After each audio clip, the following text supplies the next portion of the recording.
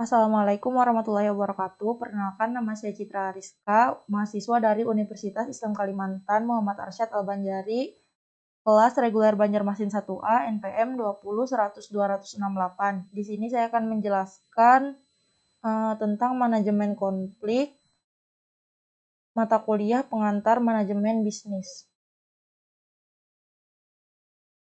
Yang pertama yaitu penyebab manajemen konflik. Salah satu persoalan yang sering muncul selama berlangsungnya perubahan di dalam organisasi adalah adanya konflik antar anggota satu dengan yang lainnya. Konflik yang terjadi pada suatu organisasi karena perilaku manusia sebagai sumber daya manusia akan berpengaruh pada efektivitas organisasi. Karena itu, setiap konflik yang terjadi diharapkan dapat diselesaikan melalui manajemen konflik.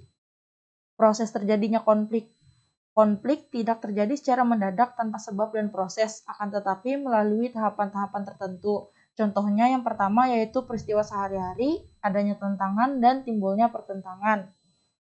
Kemudian masuk ke jenis-jenis konflik. Yang pertama yaitu konflik dalam diri individu. Konflik yang terjadi karena adanya perbedaan pola pikir atau pendapat dalam memutuskan suatu keputusan.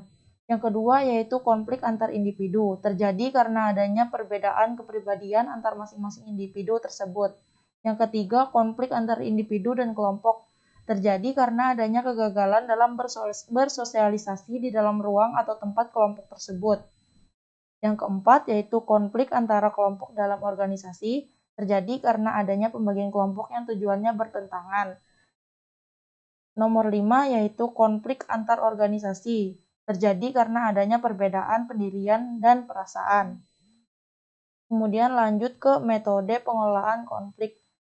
Yang pertama yaitu stimulasi konflik dalam satuan-satuan organisasi, di mana pelaksanaan kegiatan lambat karena tingkat konflik terlalu rendah. Yang kedua yaitu pengurangan atau penekanan konflik bila terlalu tinggi atau menurunkan produktivitas. Yang ketiga yaitu penyelesaian konflik.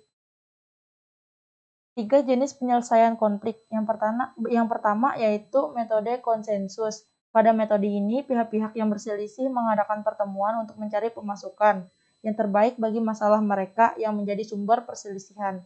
Yang kedua yaitu konflik konfrontasi. Dalam metode ini, masing-masing pihak kelompok yang berselisih dapat mengemukakan secara langsung dalam suatu forum terbuka mengenai pandangannya terhadap lawan konflik.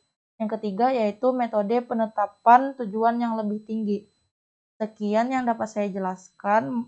Kurang dan lebihnya saya mohon maaf. Wabillahi taufiq wal hidayah. Wassalamualaikum warahmatullahi wabarakatuh.